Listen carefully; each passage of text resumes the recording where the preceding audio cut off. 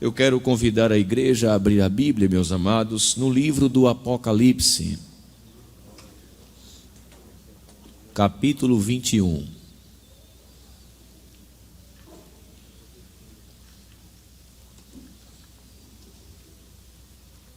Nós vamos ler os primeiros 5 versículos deste capítulo. Livro do Apocalipse, capítulo 21, a partir do versículo 1. Nos diz assim a santa palavra de Deus: E vi um novo céu e uma nova terra, porque já o primeiro céu e a primeira terra passaram, e o mar já não existe. E eu, João, vi a santa cidade, a nova Jerusalém, que de Deus descia do céu, adereçada como uma esposa ataviada para o seu marido.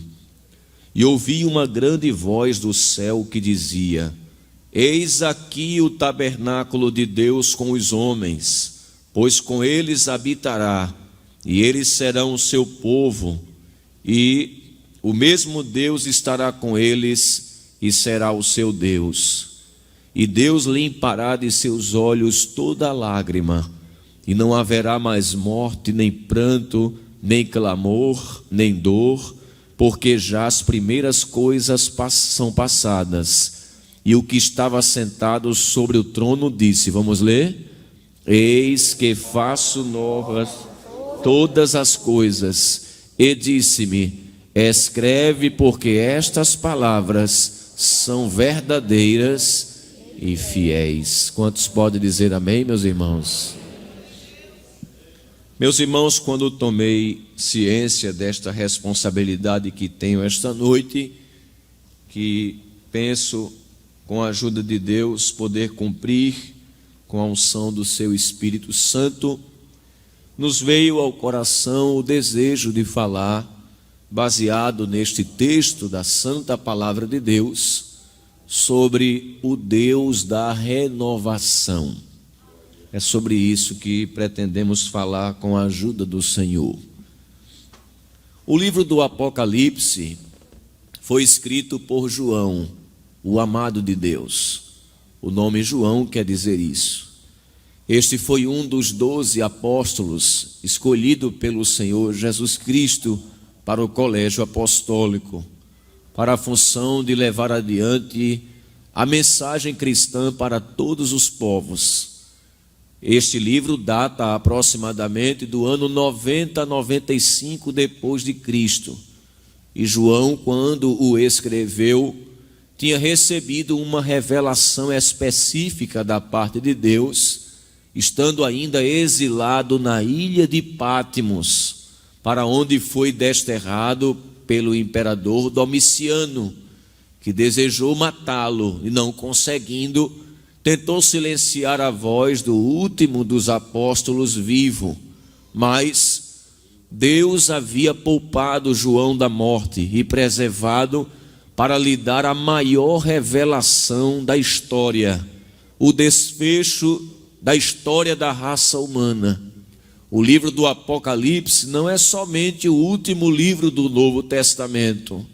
Ele também é o livro que narra o desfecho da história da raça humana. E baseado no capítulo 21, versículo de número 5, nós temos aqui uma frase onde Deus, o próprio Deus, ele diz que faz novas todas as coisas. E daí porque o nosso desejo esta noite é falar sobre o Deus da renovação. A palavra renovar, ela já é autoexplicativa, é fazer novo de novo. Tem coisas que são novas e se estragam. E quando se diz que elas são renovadas, é que elas são feitas novas de novo. E dizer que Deus é o Deus da renovação é dizer desta capacidade que Ele tem de pegar aquilo que estava perfeito, que estava bem feito, que estava intacto, e por algum motivo sofreu detrimento, corrupção, foi estragado. Mas Deus tem a capacidade de pegar o que está deteriorado e trazer uma recuperação tal que faz tudo ficar novo de novo. Diga amém por isso, meus irmãos. Para nós entendermos a capacidade de Deus de renovar, é necessário voltarmos um pouco no registro escriturístico. Bem muito temos que voltar. Na verdade, para o início, para o livro do Gênesis. O próprio livro Gênesis quer dizer princípio, começo, abertura. Foi Deus quem criou os céus, a terra, o mar e tudo o que neles há. E Deus fez tudo perfeito, completamente acabado, no sentido de que não ficou nada por fazer. Ele concluiu a sua criação. A narrativa de Moisés nos diz que no primeiro dia ele fez a luz, no segundo o firmamento, no terceiro ele disse: apareça a porção seca. No quarto ele fez os luzeiros. E a narrativa de Moisés é extremamente científica, que ele diz que Deus fez o luminar maior para governar o dia e o menor para governar a noite. Aos olhos do observador, sol e lua têm o mesmo tamanho, mas Moisés, pela revelação, vai lá em cima e consegue perceber que o sol é maior que a lua. E ele antecipa uma informação que somente depois a ciência vai descobrir. Glória a Deus. Diz também que ele criou no quinto dia os peixes e as aves, ambos brotam do próprio mar. Ele percebe também nisso um relato científico, pois os peixes têm o seu habitat no mar e as aves se alimentam dos peixes, na sua maioria, uma parte daquilo que o mar produz. No sexto dia, ele então narra que Deus criou os animais selvagens e domésticos. Até classificação de animais Moisés dá, mostrando que existem animais que devem ser criados soltos, porque são selvagens, e há outros que podem ser criados de forma doméstica, mais próximo do homem. Ainda na criação, o relato diz que Deus fez a fauna, Deus fez a flora, mas ele culmina a criação com a criação daquele que vinha a ser o regente de toda a criação, que é o ser humano, feito à sua imagem e semelhança. Os sábios dizem que Deus cria o universo como uma gangorra, cria os céus, cria a terra, cria a luz, depois a porção seca, depois cria os luminares, depois cria os animais, e ele vai para cima, para baixo, para cima e para baixo. E quando ele cria o homem, ele utiliza as duas substâncias, a de cima e a de baixo, porque ao invés de ficar só para cima ou só para baixo, o homem tem as duas naturezas onde tudo se equilibra. Deus é extremamente inteligente. E ele faz do pó da terra, ele tira os elementos químicos que compõem a natureza física do homem, o soma, o corpo, e depois sopra em suas narinas o fôlego de vida, e ali se fez o homem alma vivente. E Deus lhe comunicou a sua imagem e semelhança. Alguém pode pensar que imagem e semelhança é porque Deus também tem corpo, olhos, orelha, mãos e pés, mas isso não é imagem e semelhança. O que foi comunicado da parte de Deus para o homem como imagem e semelhança foi a sua imagem natural. Deus é uma pessoa e fez o homem pessoa. Deus é uma unidade composta, Pai, Filho e Espírito Santo. E a Bíblia nos diz em Gênesis 2:18 que ele comunicou essa imagem social ao homem, dando a ele a capacidade de viver em bando, em conjunto. Não é bom que o homem esteja só. Ele também comunicou ao homem a sua imagem moral, quando em Romanos 2, 14 e 15 diz que o homem tem a consciência, a capacidade avaliativa de fazer julgamentos morais. Deus é um ser moral e criou o homem com essa imagem moral. Por último, essa imagem e semelhança também é uma imagem espiritual. Deus é espírito e criou o homem com um espírito. Então Deus fez a casa, que é todo o universo, e fez o morador, que é o homem e a mulher. Muito, agora eu fiz a casa, more na casa que eu criei. E deu ordens a este homem. E todos nós conhecemos que no exercício do livre-arbítrio, o homem falhou. O homem tomou a decisão de contrariar a vontade de Deus. E ele não só prejudicou a si mesmo, como também prejudicou o universo. A Bíblia nos diz, veja aí por favor, em Gênesis capítulo 3, e o versículo de número 17, que a terra, o cosmos, o universo, que foi criado perfeito, tudo em ordem, em perfeita ordem, foi afetado pelo pecado. A última expressão desse versículo de Gênesis 3 e 17 está escrito: maldita é a terra por causa de ti. Então veja que o universo foi afetado pelo pecado do ser humano, por ter agido precipitadamente contrário aos princípios estabelecidos por Deus. Não só o universo, como o próprio homem foi maleficiado.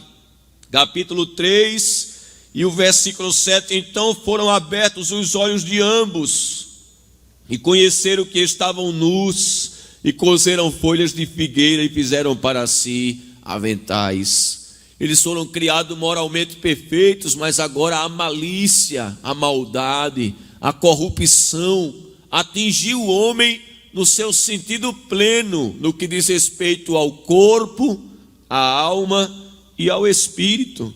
Em Romanos 8 e 10 nós encontramos o texto mostrando que o pecado afetou o corpo.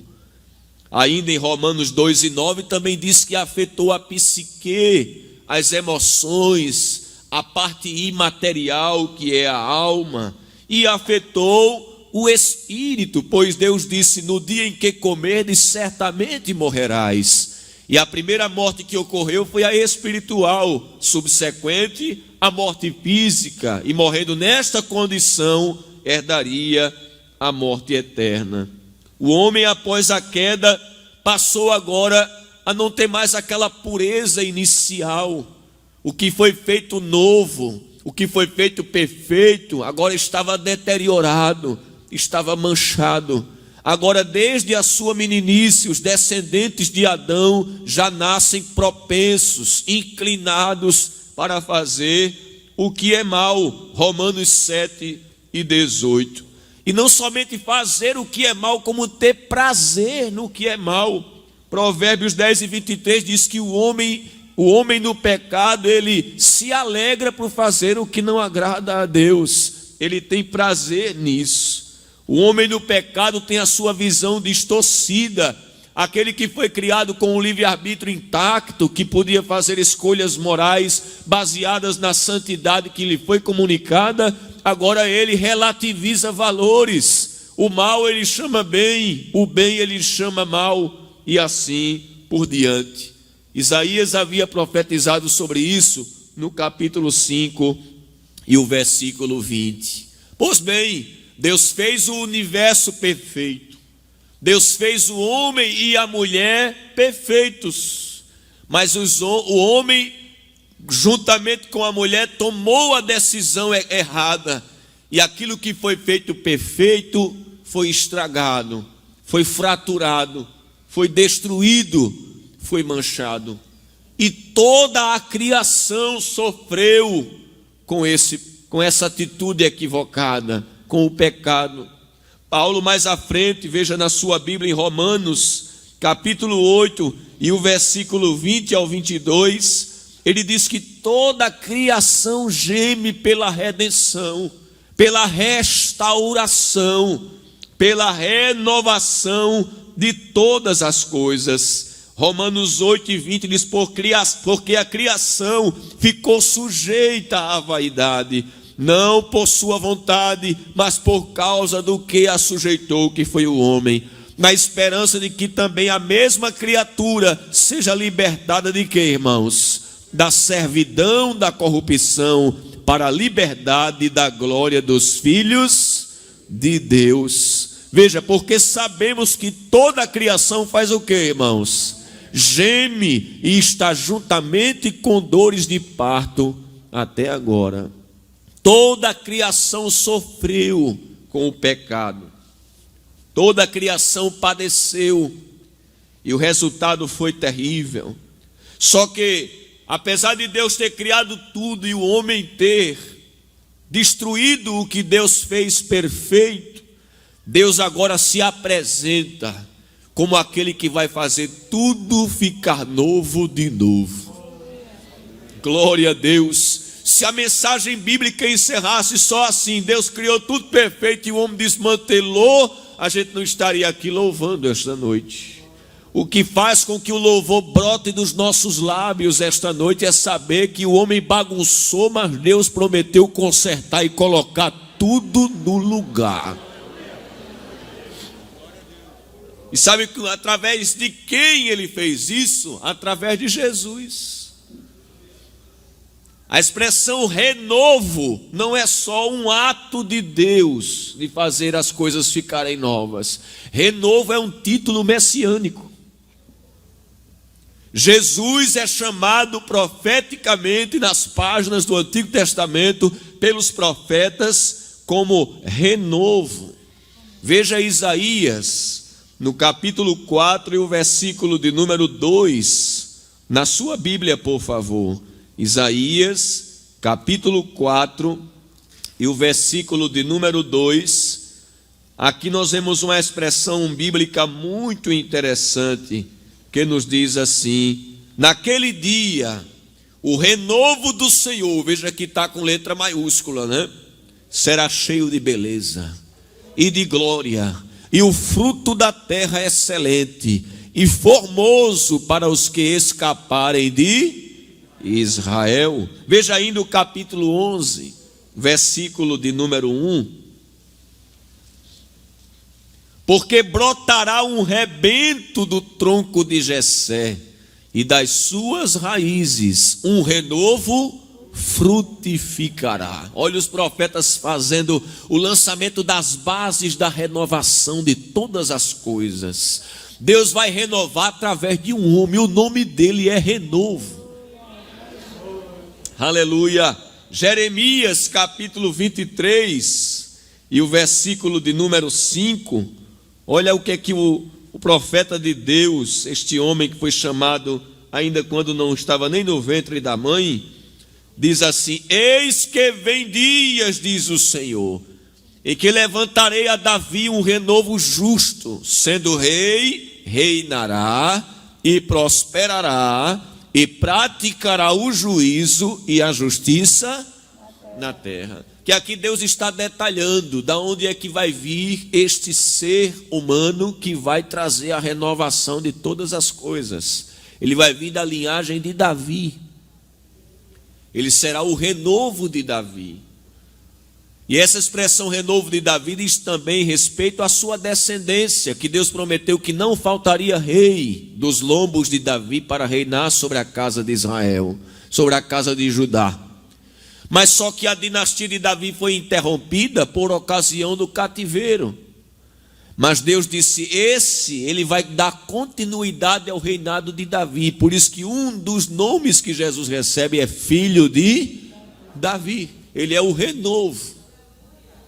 Essa expressão renovo no hebraico significa broto. Literalmente. É o galho de uma árvore que foi cortada. Quando se chega para uma árvore e corta, mas ainda deixa o tronco, daqui a pouco não começa brotando, não é? Um rebentozinho, aquilo é chamado de renovo. Ela estava perfeita, depois foi cortada, não é? Mas o que é o renovo? É o ressurgimento da árvore. Aí Deus está dizendo que o Messias é esse daí, que vai trazer renovação para o homem e para toda a criação. Se você me entende, diga amém, meus irmãos. Agora, ele aparece num cenário que ninguém diria que era ele que ia ser o renovo, irmão. Porque Isaías diz assim: como raiz de uma terra seca, sem parecer nem formosura. Era assim a situação do mundo depois do pecado. Uma terra seca, sem chuva. Como é que nasce onde não chove? Mas Deus disse: como raiz de uma terra seca, esse renovo vai nascer perante ele. Aleluia. Louvado seja o nome do Senhor. No meio dos habitantes do mundo, da terra, todos infectados pelo pecado, aí o renovo foi nascendo, foi brotando. É esse o homem que vai trazer a renovação de todas as coisas. Bendito seja o nome do Senhor. E Jesus aparece. E aparece para fazer tudo ficar novo de novo. Um dia disseram assim a Jesus: por que os teus discípulos não jejuam como os discípulos de João Batista? Ele disse: não se pode colocar vinho novo em odres velhos. Quando eu tornar os odres novos, aí eu coloco um vinho novo. Vocês trabalham de forma diferente de mim. Vocês impõem várias leis a homens não regenerados. Eu não faço isso, porque isso é religião. Dá um monte de lei a quem não é transformado, para ele vai ser um fardo. Primeiro eu mudo a pessoa e depois eu dou as leis. Aí ele mudado vai sentir prazer em orar, jejuar, ler a Bíblia, se santificar, ir para o templo. Mas quando ele não é regenerado: vamos para a igreja. Vou nada, aquele culto demora demais, porque é um peso para ele, ele não foi mudado ainda. Mas quando é mudado o vaso, o vinho novo desce. Aleluia. Eu vim trazer um vinho novo. Bendito seja o nome do Senhor. Segundo, Jesus veio inaugurar um novo testamento. Tudo com Jesus é novo, irmão. Um novo testamento. Hebreus 9:15. Veja aí o que é que diz a palavra do Senhor. Hebreus 9:15. Diz que ele é mediador de um novo testamento. Novo. Se fala de um novo é porque o velho está perto de acabar. E por isso é mediador de um novo testamento, para que, intervindo a morte para a remissão das transgressões que havia debaixo do primeiro testamento, os chamados recebam a promessa da herança. Deus fez um primeiro pacto com a nação judaica, que foi violado pela desobediência de Israel.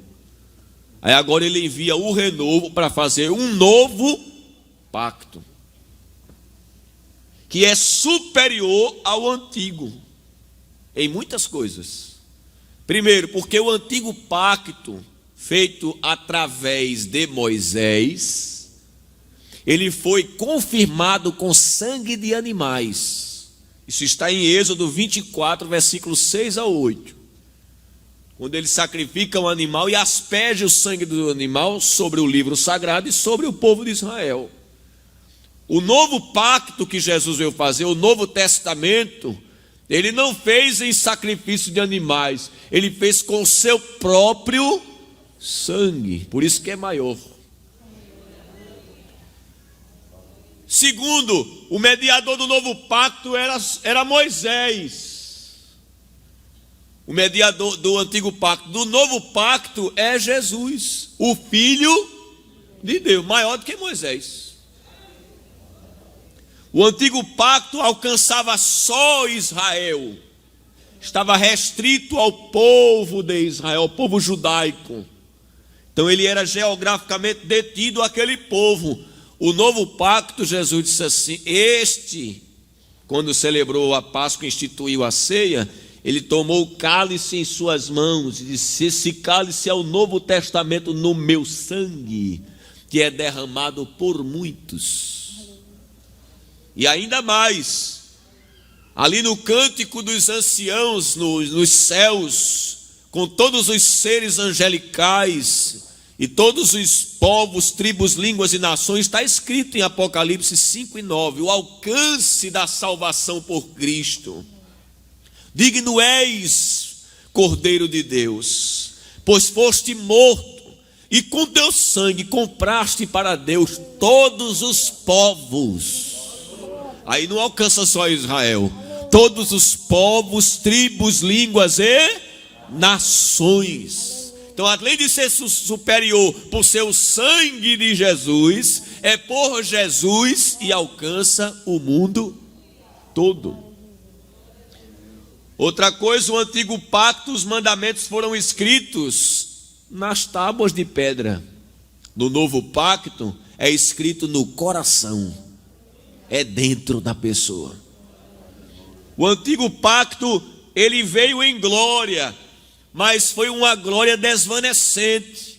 Moisés tinha o rosto que brilhava, mas daqui a pouco o brilho ia passando, e só brilhou o rosto. Jesus, quando estava no monte da transfiguração, brilhou o corpo. Você já parou para pensar nisso, irmão? O povo ficou admirado, o rosto de Moisés. Aí os discípulos disseram assim: vocês estão admirados com o rosto de Moisés? Olha o corpo de Jesus, o corpo todo em excelente glória. Excelente glória. Aleluia. Bendito seja o nome do Senhor. Então ele veio trazer um vinho novo, veio trazer um novo testamento no seu próprio sangue, e veio trazer um novo mandamento. Jesus certa vez disse: ouvistes o que foi dito pelos antigos: amarás o teu próximo e odiarás teus inimigos. Aí ele disse: agora eu, porém, vos digo: amai os vossos inimigos, bendizei os que vos maldizem, e orai pelos que vos perseguem. Tudo novo. Como é Jesus? Eu esqueço de orar até por quem quer meu bem. Isso é para você orar até por quem quer seu mal. E qual é a base desse amor? Se é eu, é para vocês amarem como eu vos amei. Aleluia. João 15:12, ele disse isso: ame como eu amei. Ele é a base desse amor. Agora, escute que coisa linda. Quando esse homem foi manchado pelo pecado, e aquilo que Deus criou perfeito se tornou imperfeito, e este homem recebe Cristo na sua vida, esse ser humano recebe Cristo em sua vida, tudo passa a ser novo.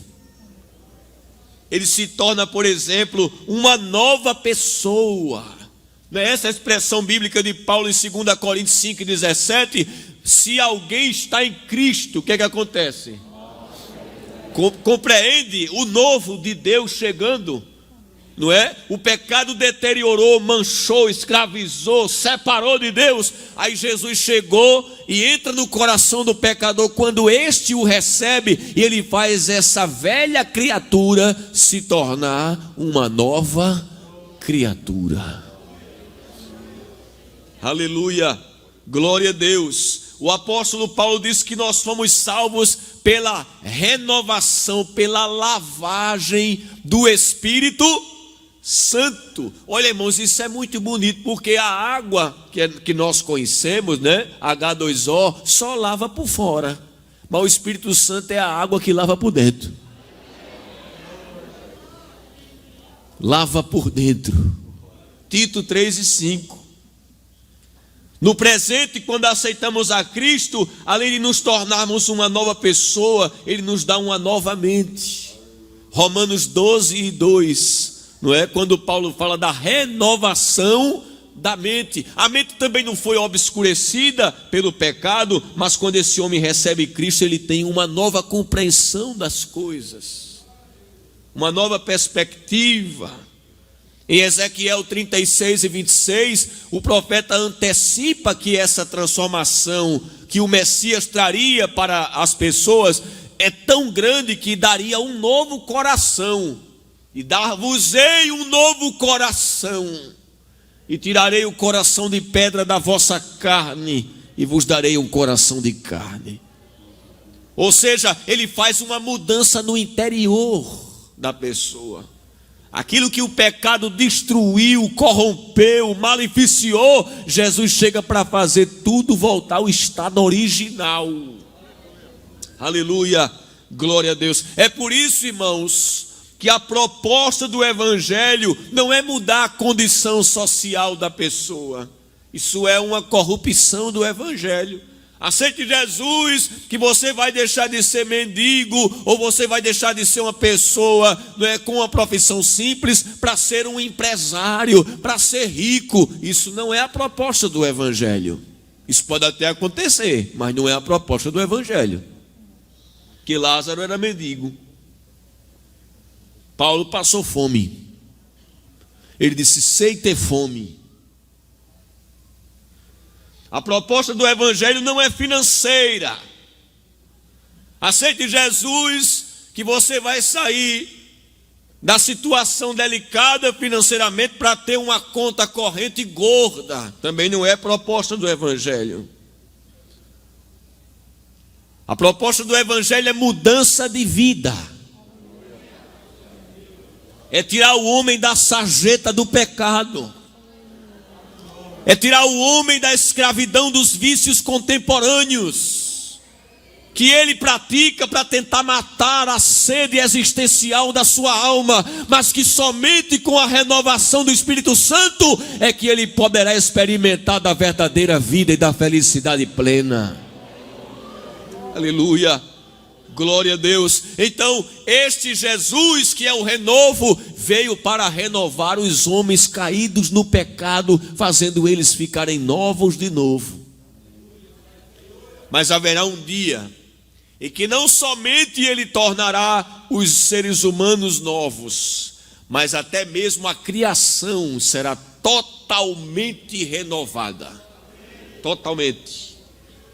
A gente leu aqui Apocalipse 21:5, João dizendo as palavras de Deus: eis que faço novas algumas coisas, todas as coisas. Aleluia.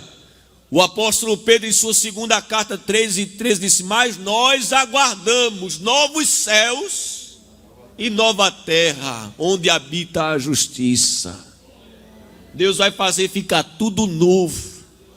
Aleluia. Essa casa velha que está, não é, debaixo de maldição por causa do pecado, Deus vai completamente desfazê-la. Os céus serão enrolados como um manto, mas Ele vai fazer novos céus e nova terra, onde habita a justiça.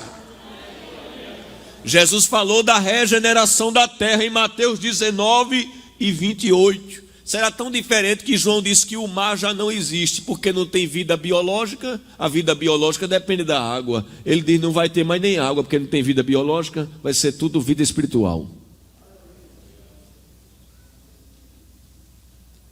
Ele disse que a terra vai ser tão transformada que ela vai recepcionar o tabernáculo celeste. Ele disse: vi o tabernáculo celeste como uma noiva adereçada. Ele vai descer. Por que não desceu ainda? Porque a terra está contaminada. Mas quando Deus purificar tudo, Ele disse: agora pode receber o novo céu e a nova terra, pode receber o tabernáculo celeste. Aí vai descer, olha, aquela cidade santa, aleluia, onde nós vamos habitar para sempre com o Senhor. Glória a Deus. Tudo que o pecado trouxe será removido. Diga comigo: tudo o que o pecado trouxe será removido. Olha o versículo 4 de Apocalipse 21. Isso aqui a gente lê falando línguas estranhas. E Deus limpará de seus olhos toda lágrima. Não haverá mais morte, nem pranto, nem clamor, nem dor, porque já as primeiras coisas são. Deus vai remover tudo, irmãos. Quem tem essa esperança aqui, irmãos? Agora a gente tem notícias de violência, enfermidades, estamos enfrentando esse momento, não é? Vemos pessoas amigas falecendo, a gente com o coração na mão, vulcões, tempestades, tanta coisa, fome, a gente vê crianças sendo maltratadas, mas nós temos uma expectativa. Um dia o Messias, que está fazendo as pessoas corrompidas ficarem novas, também vai renovar toda a terra. E Ele vai remover completamente todo o mal. A gente não vai ver criancinha disputando a comida do lixo para poder se alimentar. A gente não vai ver, não é, cemitérios sendo lotados de tantas pessoas mortas. A gente não vai ver ninguém dizendo assim: olha, fui fazer um exame e deu câncer, não vai ter mais morte, nem choro, nem dor. Não, não, não, não. Ele vai remover todas estas coisas. Aleluia. Agora escute, só vai participar desse novos céus e nova terra quem já for nova pessoa aqui. Ainda quem está afetado e não foi mudado, ficará de fora. Apocalipse 21:8. Mas quanto aos tímidos, que tímido aqui não é timidez da pessoa não gostar de falar em público. Aqui fala de pessoas que têm timidez de confessar publicamente a fé cristã, tem vergonha de ser crente. Quanto aos tímidos e aos incrédulos, os que não creem na palavra, e aos abomináveis, os que praticam todo tipo de imoralidade, e aos homicidas, aqui inclui os que abortam, aos fornicadores, aos imorais, aos feiticeiros, aqui inclui os que se drogam, porque a expressão é fármacos, da onde vem farmácia, aos idólatras, aos que cultuam imagem de escultura, cultuam animais, cultuam os astros, seguindo os signos, cultuam a si mesmo, e a todos os mentirosos, a sua parte será no lago que arde com fogo e enxofre. Eles não terão acesso a esses novos céus e nova terra. Mas eu não posso concluir esta noite sem te dizer que Jesus veio ao mundo para tornar a tua vida nova, fazer uma mudança no teu interior. O Evangelho é tão poderoso, se você experimentar, você vai ver. Acontece algo no centro do ser humano quando ele aceita Cristo, que não tem quem explique. Não tem quem explique. É uma mudança radical. Em todas as pessoas que Jesus fez uma mudança, as pessoas perceberam. Quando ele curou o cego de nascença, abrindo só os olhos físicos, disseram: não era aquele mendigo que mendigava, né? Parece com ele. Parece não, ele disse: sou eu. Sou eu. Não parece comigo não, sou eu. Quando ele entrou na vida do gadareno, que andava nu pelos sepulcros, uivando como um lobo, se ferindo com pedras, uma prática bem contemporânea, né? De automutilação. Quando Jesus desceu na praia de Gadara, esse homem veio aos berros, caiu de joelhos e foi liberto da possessão demoníaca. E agora não anda mais nu, está vestido, não era mais um louco, estava em perfeito juízo. Até o juízo Jesus conserta, porque tem mãe que diz assim: dá juízo a meu filho. Quando Jesus renova, dá juízo a filho, juízo a marido, juízo a esposa. Ele quer te dar juízo esta noite.